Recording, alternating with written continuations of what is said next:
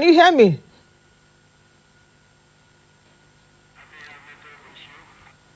Can you hear me actually? Can you hear me? Okay, let's Okay, thank you very much, Nancy, for having me here.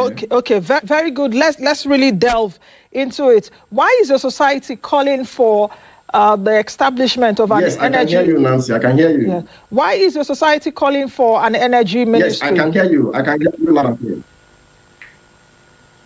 Okay, thank you, Nancy. The topic in discourse is really a very sensitive one because of the current energy challenges we are facing as a nation. Thank you for giving me the opportunity to make my own personal contributions to this sensitive issue because this is a matter of national importance. Honestly, Nancy, energy plays a key role in all aspects of our economic advancement. It cuts across transportation, agriculture, industrialization, and all aspects of our tech and energy development. And basically, I have looked and studied the energy sector of most developed nations, and I discovered one formula, which is proper energy management. And energy management has three key roles, which mission and energy usage. I believe that there is a gap in these three key areas that we need to come as a family to solve in our energy sector.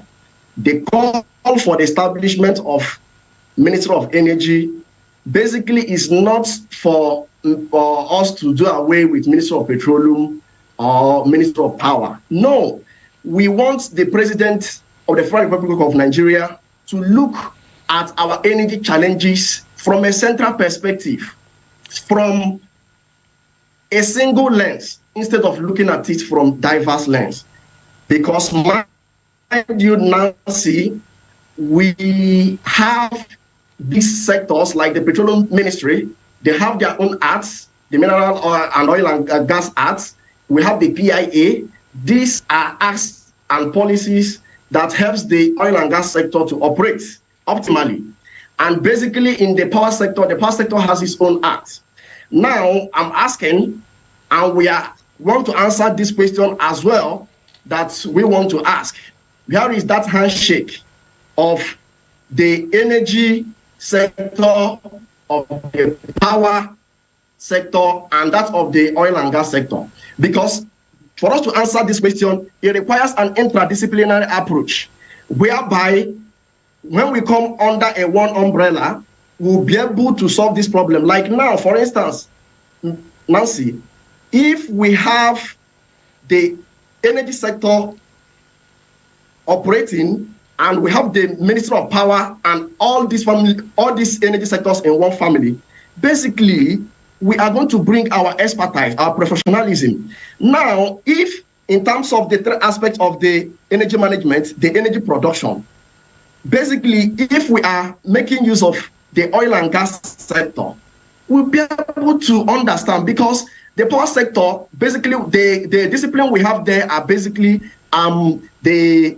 electrical engineers and electrical and electronics engineers as well. They don't understand the fundamental, the petroleum economics, and the way we are optimizing the oil and gas sector as well. So if you can hear me, there is no handshake. There is no handshake if we are to view it end to end. Okay, let me come in here, and I understand what you're saying, but your association is canvassing for the establishment of an energy ministry, and we don't know which way President Tinubu will go. Perhaps from what we've seen now, having about 48 ministers, as it were, apart from the 3 that have not been confirmed yet, at least we have 45 ministers designated now. Perhaps Mr. Tinubu is also thinking along that line. We shouldn't preempt the president because he has the prerogative to do what he likes. But the issue is, where will it put the petroleum ministry now? That's one question. Then number two is, what model of energy ministry should we have in Nigeria like you're canvassing? I know that in some other countries, they also have Ministry of Energy. For example, I think in Algeria has Ministry of Energy and Mining. In Ghana has Ministry of Energy and Petroleum. I think in Saudi Arabia, they had Ministry of Petroleum and Mineral Resources at the time. They divided it into two, Ministry of Energy and Ministry of Petroleum Resources and Mineral Resources. So what exactly will be the constitution of the Energy Ministry, which your association is canvassing for? What will it entail? You're right, petroleum industry has their own acts. Power also has their own acts over many laws in that area. So what components would the Energy Ministry, which you are canvassing, be composed of? Okay, it's going to be composed of both Petroleum Ministry and the Power Ministry. We need to come together as a family. We need the President of the Federal Republic of Nigeria to see our energy challenges from a single lens, not from diverse lens, because of the aforementioned issues I have earlier said. Now, basically, Nancy, I want you to understand this. Now, the people, based on the current energy transition that we are actually moving into, now you can agree with me that the power sector now needs gas for them to optimize our energy sector. And they cannot achieve that if there is no proper handshake between the power sector and the Petroleum Ministry.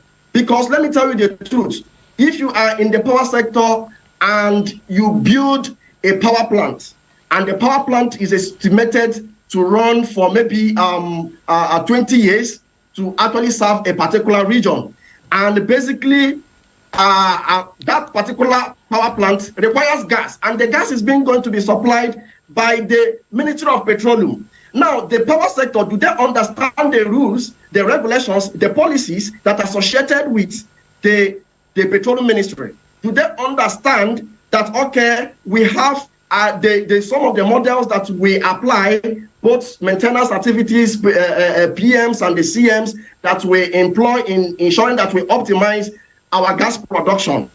Tomorrow, what happens? Someone calls you and tell you that we don't have appropriate gas to supply to that power plant that you are building in whatever place that you are building. That means the purpose of building that power plant has been defeated. Nancy, I want us to view things from a certain perspective, and I think it's time for us to tell ourselves the truth. Now, we are calling for this because we also want the Nigerian government to also optimize other sources of energy. I was coming to that too. That now the dam can only... I was coming to that because your answer to my question earlier was, if I get what you're saying, to merge petroleum and power to be the Energy Ministry. Is that what you're saying? If that is what you're saying, then where does it leave other natural resources? For instance, in Russia, there is a Ministry of Energy in Russia, and what that ministry does is all the natural resources, gas, and all of that is what that ministry regulates and intends upon. So where does it leave natural resources, or is that what you are also proposing? Don't also forget there's a Ministry of Mining in Nigeria, mines, yes. So and we have coal, we also have coal. We also have coal in Nigeria. Yes, Ministry of Energy and Natural Resources. Okay, that's what you are proposing it should be? Yes, okay. Ministry of Energy and Natural Resources. Okay. That is what we are proposing. Okay. Okay, now what are the challenges and opportunities that you are seeing in this sector? Why you are calling for the establishment of Ministry of Energy and Natural Resources? And how do you think that this will really fly? Especially that we've had a Ministry of Power that has been there for years. They have their own laws, they have their own regulations, their own regulatory agencies also like NEC, NEMSA, and all other bulk electricity, NBET, and all those other regulatory agencies under them. The same thing with Ministry of Petroleum, that you have other agencies under them. So how will this actually function without without giving us stagnation at the time from now to the next 2 years, where the ministry which you are proposing will try to get on a fit? Okay, thank you, Nancy, for that question. Basically, the three key areas of energy sustainability is energy production, energy transmission, and energy usage. Okay, and we cannot achieve this if we don't come together as a family to answer these questions that Nigerians has been asking. Okay, these aforementioned agencies and regulatory bodies you just called, they have been there for some years, and we are still having these energy challenges.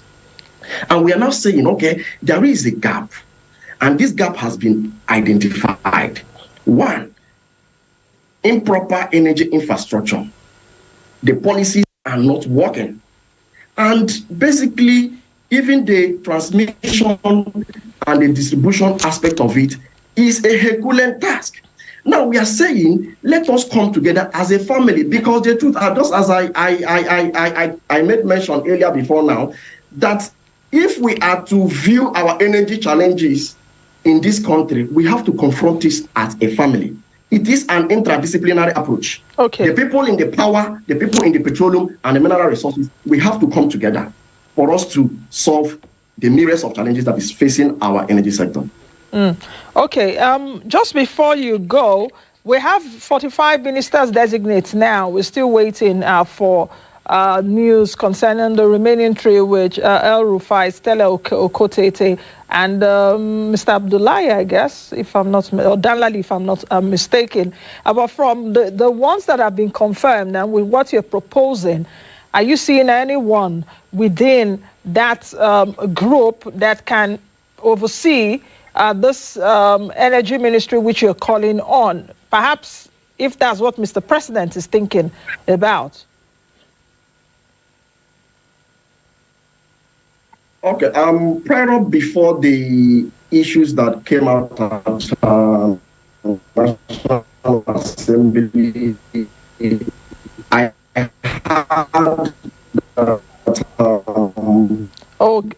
the network is His Excellency Mr. Erufai is working or is being projected towards that. It is within the president's authority, to actually. Okay, it seems that the network is really not assembly right now. Okay, it's between the National Assembly and the federal government of Nigeria.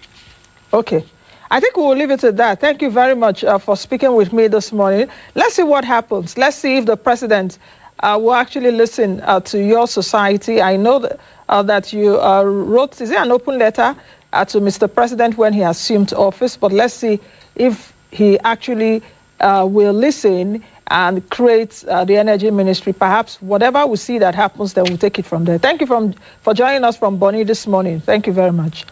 All right, I've been speaking with Chimere Meze, who is the president of Society of Technology and Energy Professionals, STEP.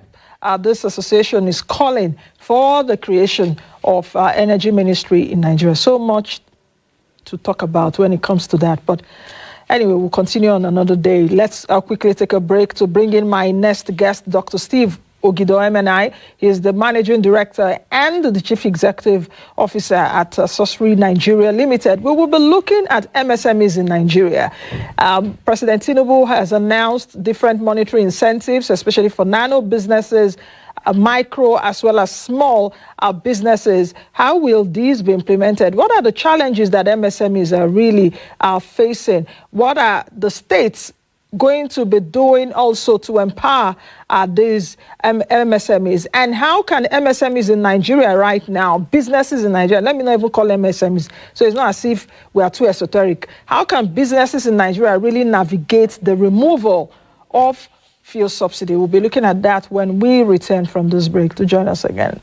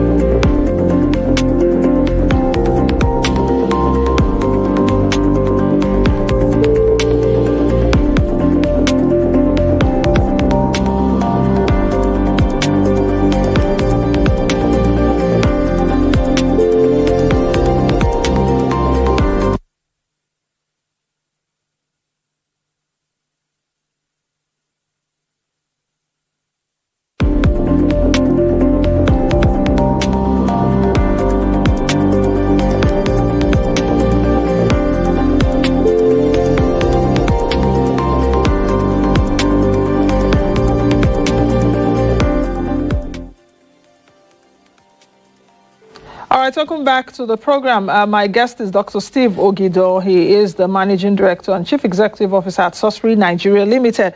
We are still focusing on MSMEs today. Welcome to you, Dr. Ogido. Thank you for joining me. Thank you, Nancy. Today. I'm still focusing on MSMEs. I think on Tuesday, I had a conversation with the Executive Secretary of MSMES, which is a small business association. And we did talk about even the palliatives of Mr. President and all of that. But I would really like to get your view as regarding President Tinubu's incentives to businesses in Nigeria, if it's indeed enough, and what else. Let me get your video and we'll take it from there. Thank you very much. The most important goal of development is poverty alleviation. And employment creation and the growth of MSME is a major pillar to alleviate poverty. When you look at the structure of businesses in Nigeria, you discover that a substantial number of people who are doing businesses and in the private sector, they are in the micro, small, and medium enterprises sector. So the federal government has the 5 enterprises, the nano businesses will get grant, the small businesses will get grant. But a major missing link is the subnational government. These enterprises are existing in the state, they are existing in the local government. What are the state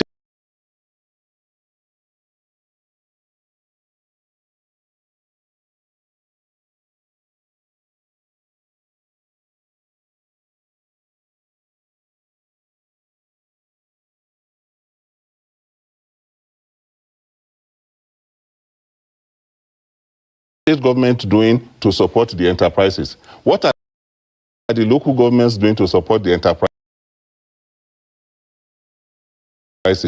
The subnational government must do a lot to be able to support so that we can get the impact of what the federal government is doing. Federal government is far from the people, and the state government is closer to the people. The local government is closer to the people. We must be able to encourage this local government to key into what the federal government is doing. Take the mathematics, 75 billion naira, 75 enterprises, on the average, 2 per state. Then local governments, about 10 enterprises will get support of the federal government. That's 2 per state. What do you mind there? 2 big industries per state. Get per state. We have 37 states. No, but FCT. Okay, doctor, hold on. I understand what you're trying to say. Yes. To say, let the 75 billion naira go around the country. Yes. But with your analysis right now, do you really have 2 big enterprises or 2 big industries in every state of the country, where you know that Lagos has the most concentration of even MSMEs in Nigeria? There are some states that don't even have any big industry. There is no state in Nigeria today that does not have any big industry. These industries are dying because there's no fund for them. There's no single state in this country that does not have a big industry. That does not have a big industry. Give me the state that does not have a single big industry. There's Zamfara. Zamfara has the largest rice milling industry. Zamfara produces that can get $1 billion. That can get $1 billion naira. That can get $1 billion naira to push it. I know for Kebbi. Kebbi is there. Zamfara is there. There are so many activities that are going in the agro sector that can really be pushed with the kind of support the federal government is giving them. What I'm looking at is the small enterprises. The nanos and small enterprises in the state can really get the support of their local government to be able to produce and feed into what the bigger enterprises are doing. There should be a handshake between the small enterprises and the big enterprises, and that is when they can overcome the challenges and the problems they are facing.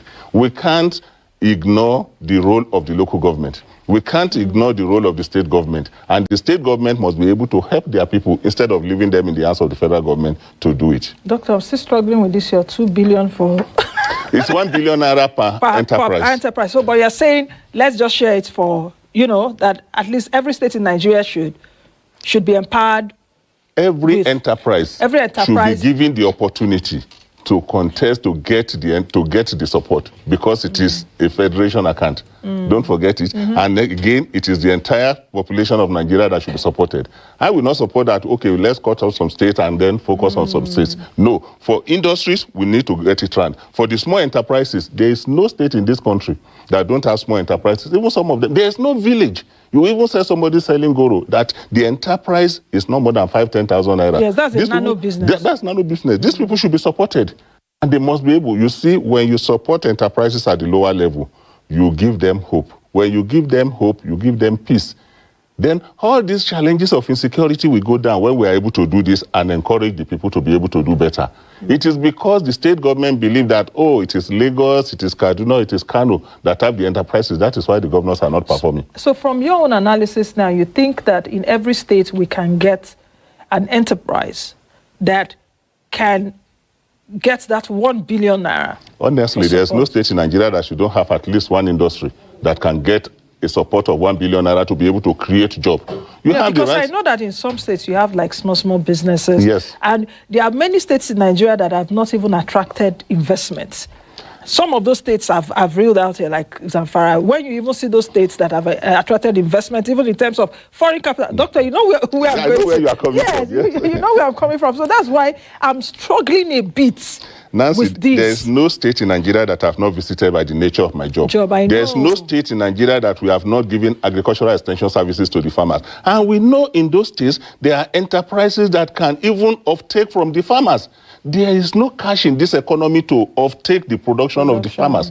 So this 1 billion naira will be able to support the industries to be able to offtake from the farmers so that they will be able to do better than they are doing. We have rice milling industry. We have mining industry. Zamfara is a mining depot. Yes. And so these mining industries, they need a lot of money. I know mining companies that are operating in those areas. This is why the Chinese are coming in. It is because we have been able to exclude our people, and they don't have the kind of war chest in terms of financial resources to be able to do better. That is why Chinese people are taking over. So don't believe that there's any state in this country today that does not have a company, a big company, that can take a loan, not a grant. A loan, yes. A loan of 1 billion naira and be able to pay back. That was actually what I was struggling with. That is it. You will get them.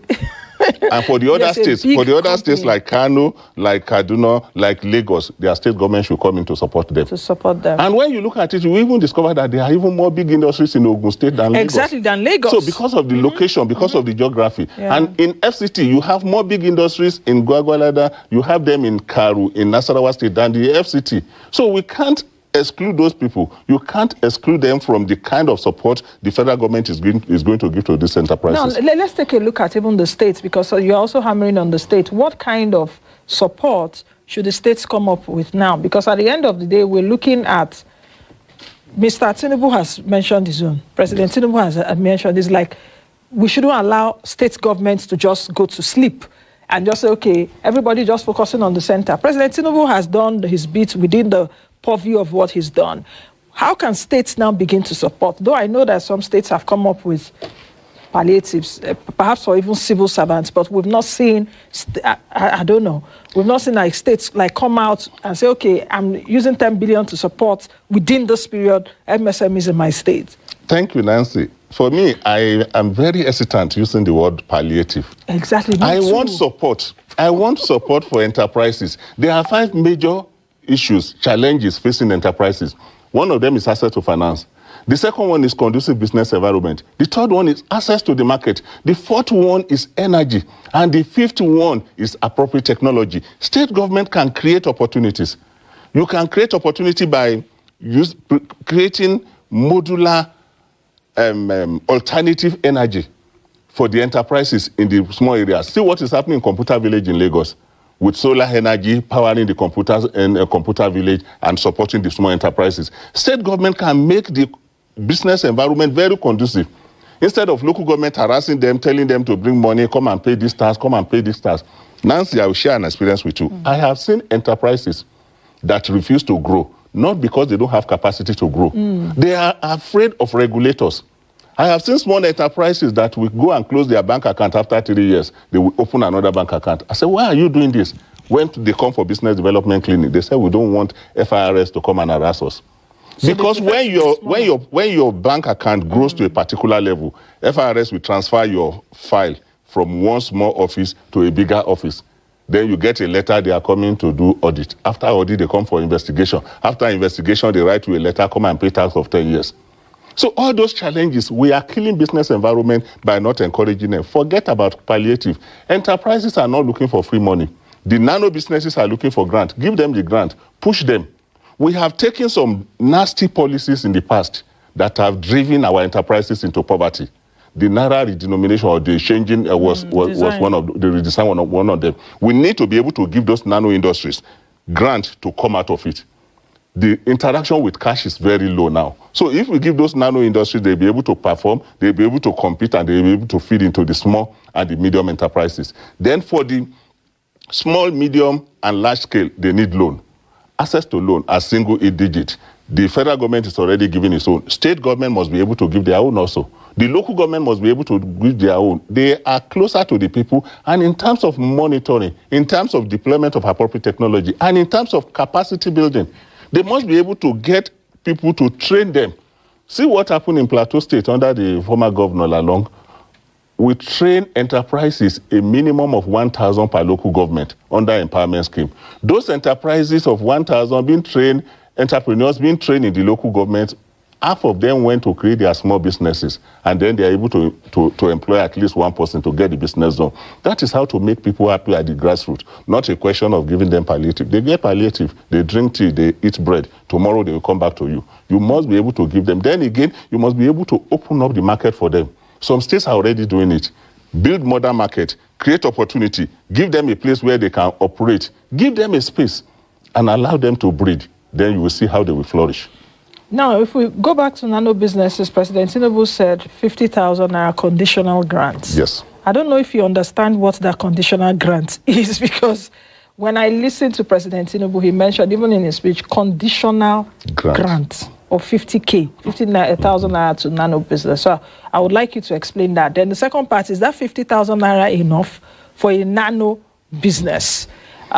Yes, so let me leave you to Thank you. Let's start from there. I'm not speaking for the government, but when we mention conditional grant, it means that we are not getting it as of right. Yes. There is a condition attached to it. Now, while the government is working out those conditions, it is proper.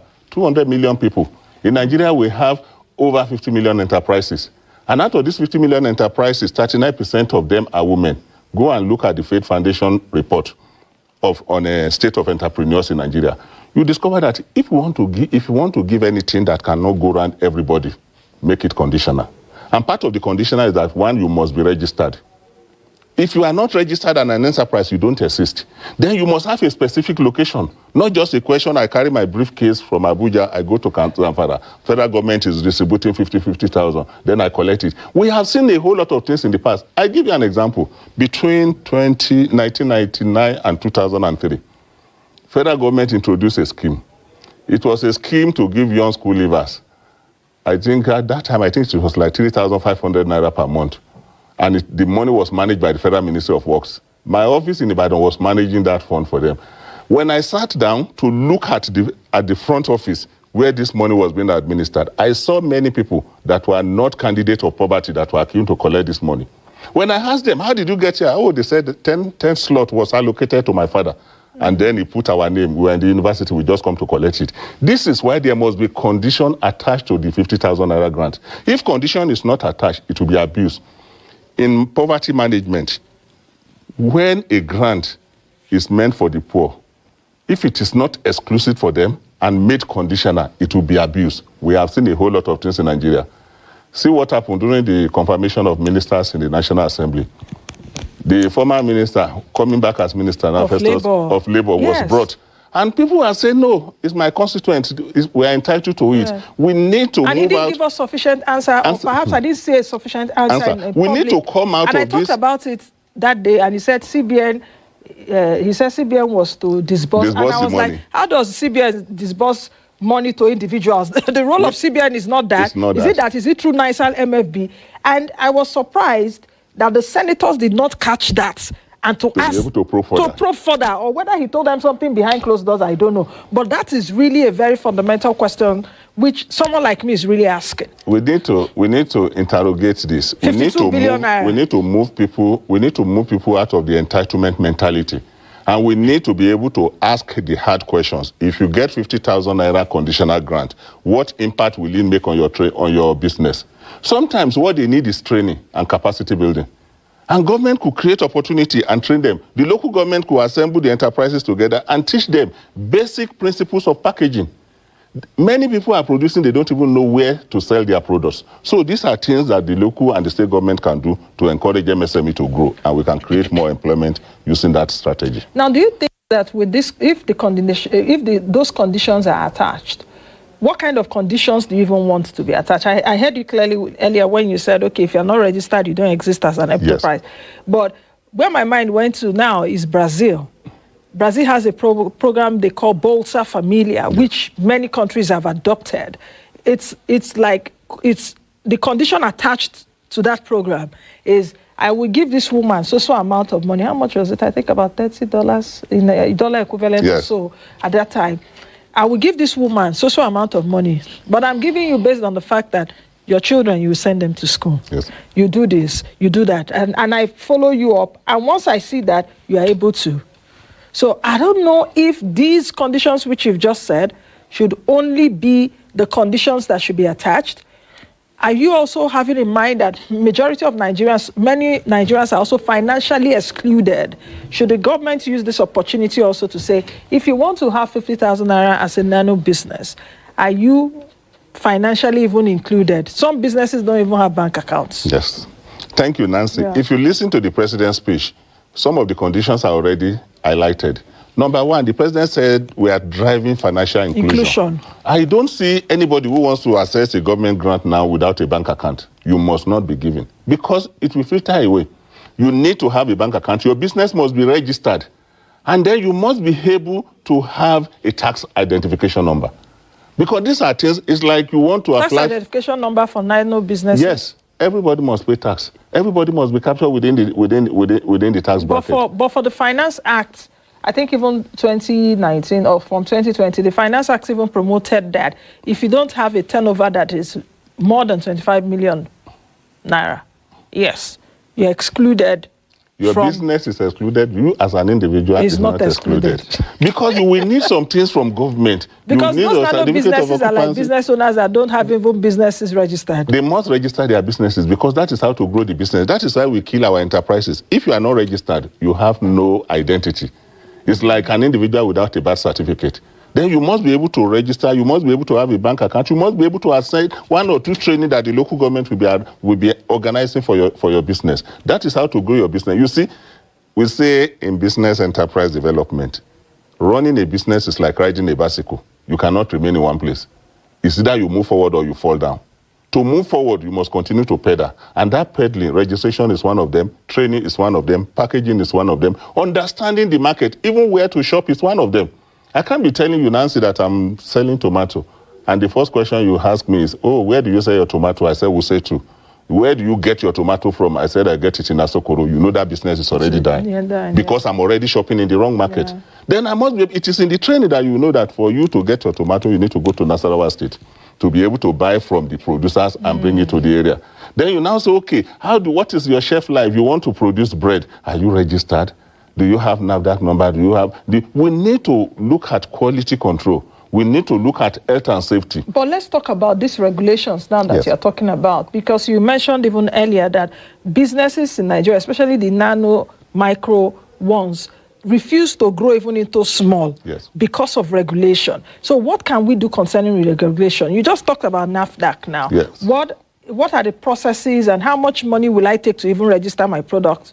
To have a NAFDAC number, for example, Standard Organization of Nigeria, even the Corporate Affairs Commission, you know, so how can we make regulation more seamless and not very cumbersome, and will not also have as a business person, even as capital, you say, okay, bring this to register. I know that during a Buhari days, Vice President Oshibaju had an MSMES clinic where, and all of that. So how can Nigerian regulators also help businesses to grow?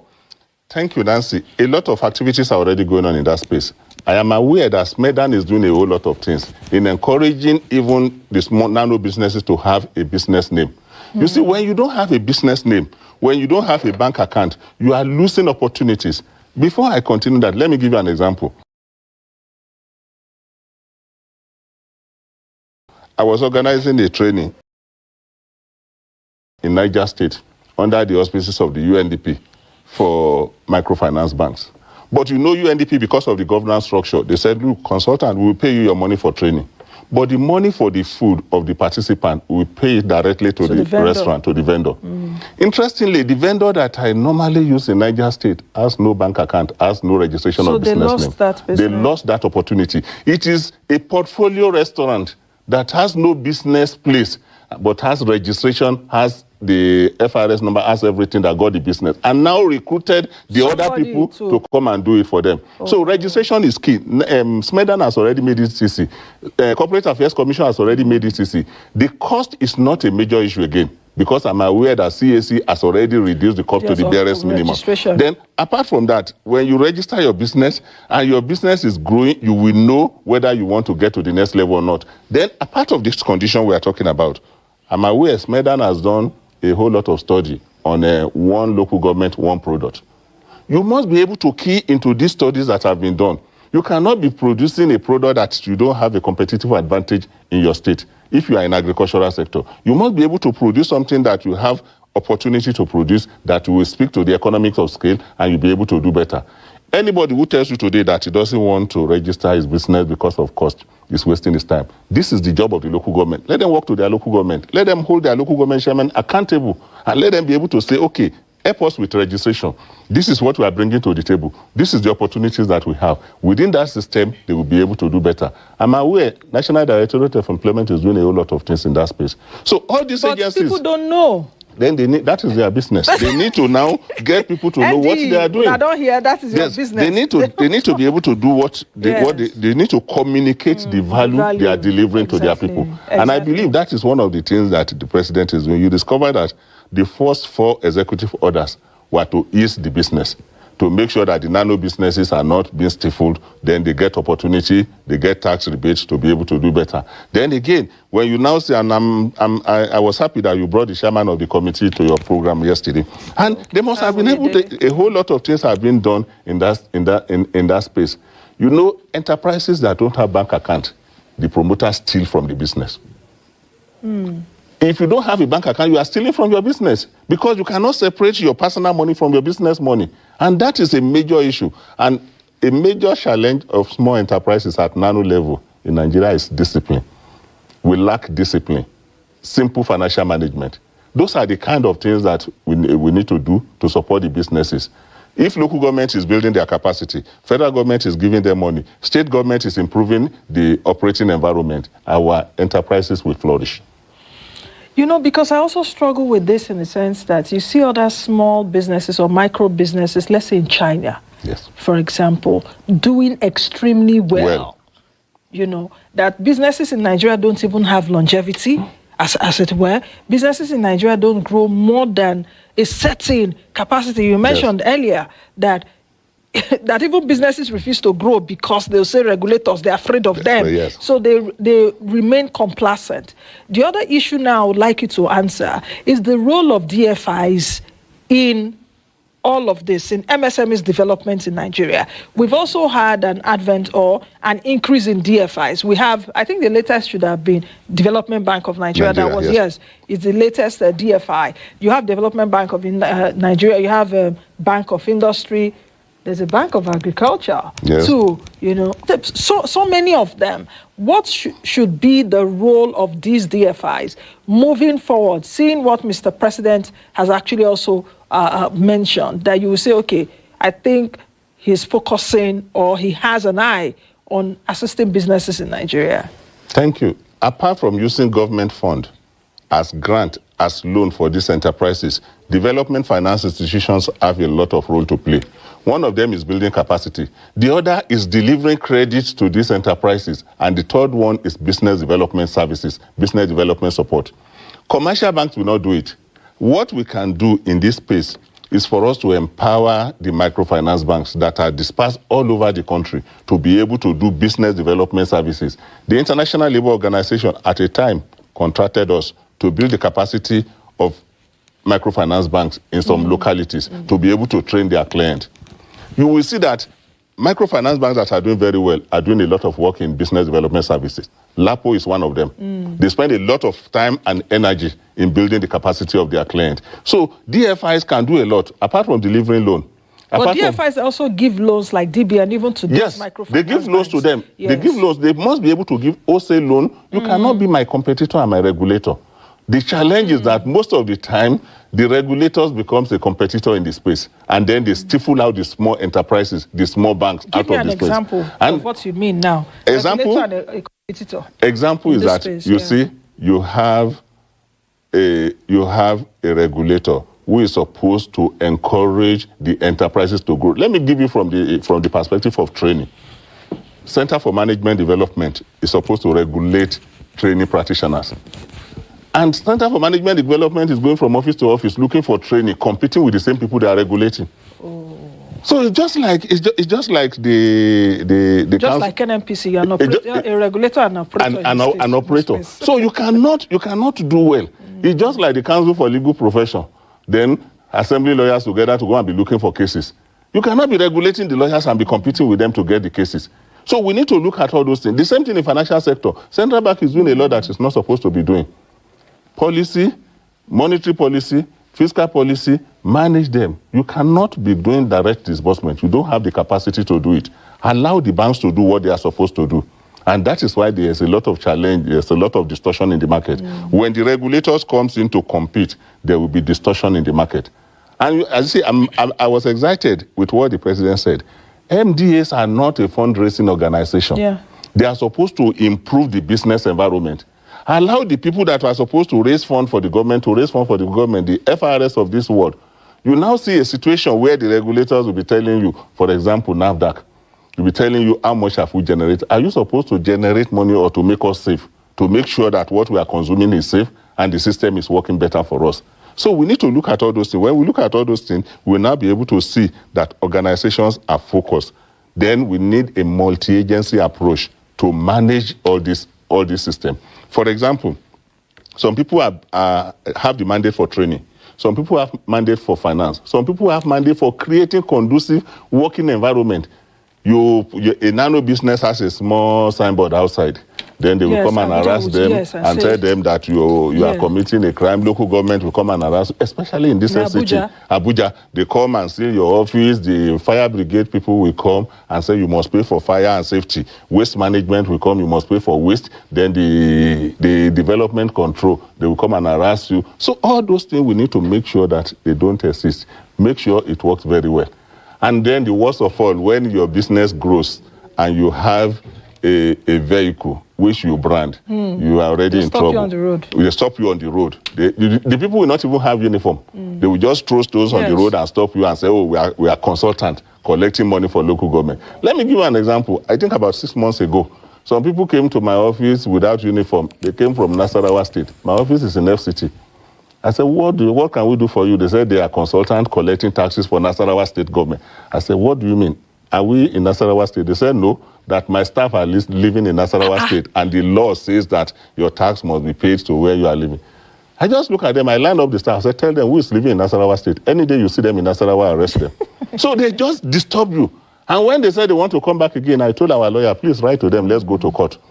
So it is, and you know, nano businesses don't have the capacity to challenge them and say, let's go to court. Because so they don't have also the money. They don't have the money. And they don't also have the information. They don't have the information. So those are the kind of things killing enterprises. We need to be able to encourage them. Let's talk about 3 things before we go. I'm looking at our time, and we're also waiting for the ECOWAS meeting or summit whenever it starts. So 3 things. You talked about MFIs, microfinance institutions. Yes.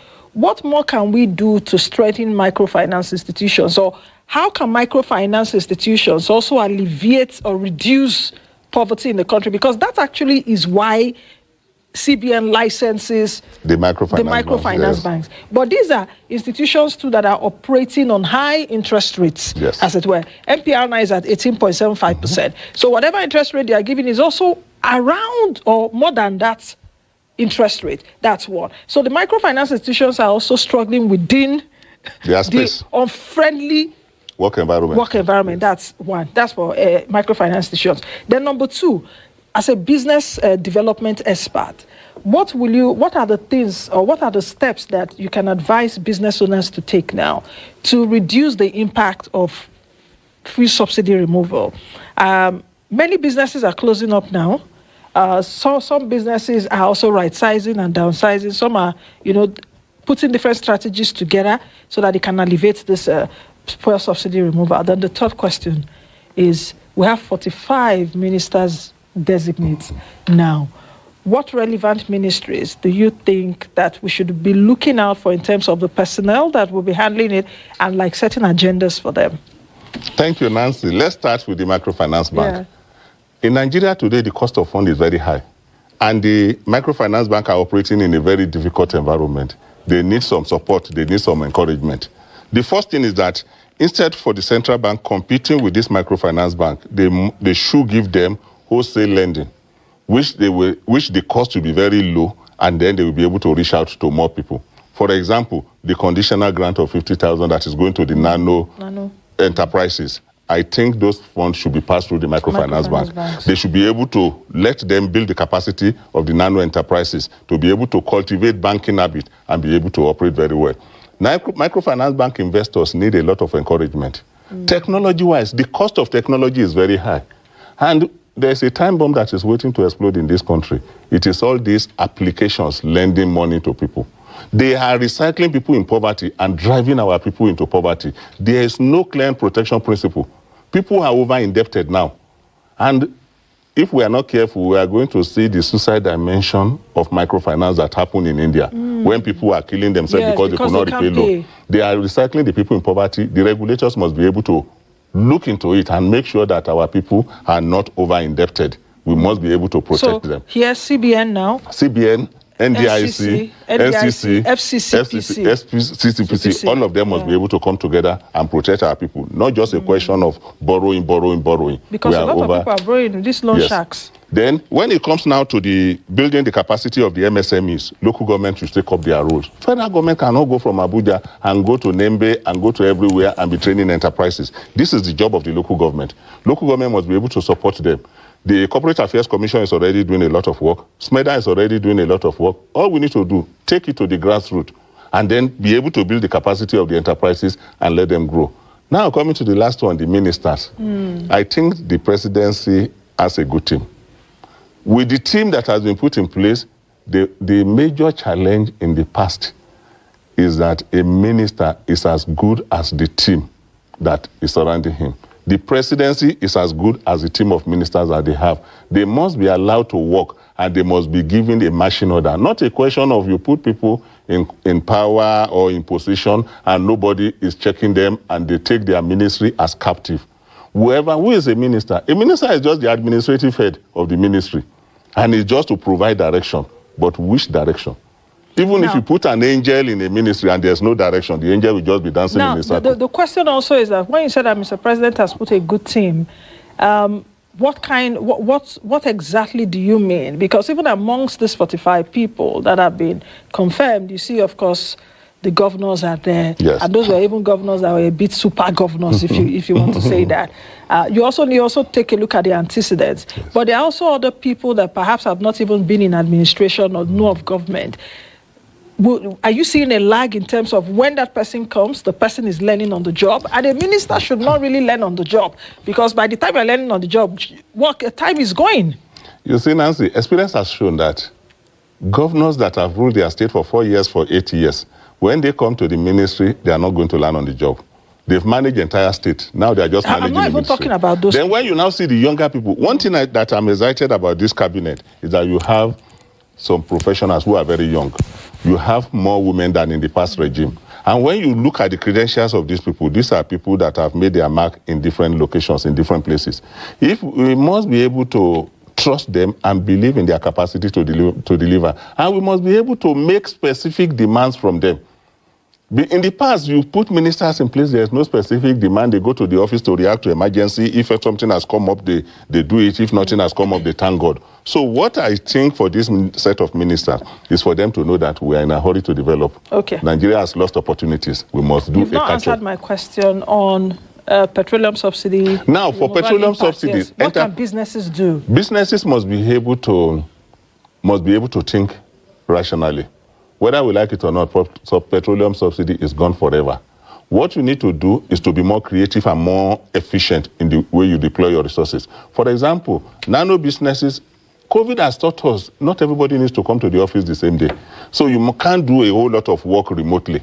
And you see, if you are doing nano business, you are doing small business, if your business is not online, you have lost it. Your clients are no longer on the streets, they are online.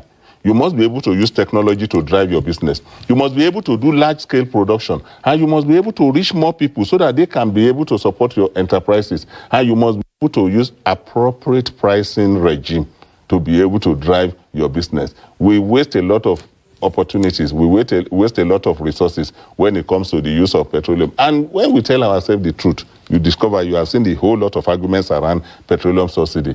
We now discover that many of the petroleum we really don't need. Many of the resources we don't need. So we need to be able to manage. How do they navigate the transportation issues? Navigating the transportation issue, organization must be able to pull their staff together. For example, I was discussing with some school owners. We said you need to have staff quarters. We have seen instances. This thing has been happening in Lagos even before the removal of petroleum subsidy. When I was in Lagos, those who live on the mainland, some of them will stay Monday to Friday on the island and then do their work on weekend, they come home. Back home. The same thing. You must be able to see, must you continue to live in Nasarawa State and be working in Abuja? You need to look for appropriate accommodation. You need to be able to stay close to, live in Egypt, we say, live where you work. So we must be able to live where we work and then be able to look at this opportunity. If you look at the situation, in 1945, in 1960, if people get job 40 kilometers away from their home, what do? They relocate. But now with technology, because everybody is buying a car, you want to live in Nasarawa State, live in Mararaba, then you continue to drive your vehicle and come to town every day. You must be able to look at the cost, benefit analysis and be able to live where you work. Thank you, Nancy. Thank you very much for your insights this morning. Let's do this again sometime soon. It shouldn't be as far as this any longer. It's my pleasure. Thank you so much. Thank you. All right, I've been speaking with Dr. Steve Ogidon, who is the Managing Director and Chief Executive Officer of Sosri Nigeria Limited. I hope you've been able to get some insights. We'll do this again tomorrow. I am Nancy Naji, be the best you can be. I'm going to change that you want to see. Don't forget that the ECOWAS Summit will still be aired live, at least the opening.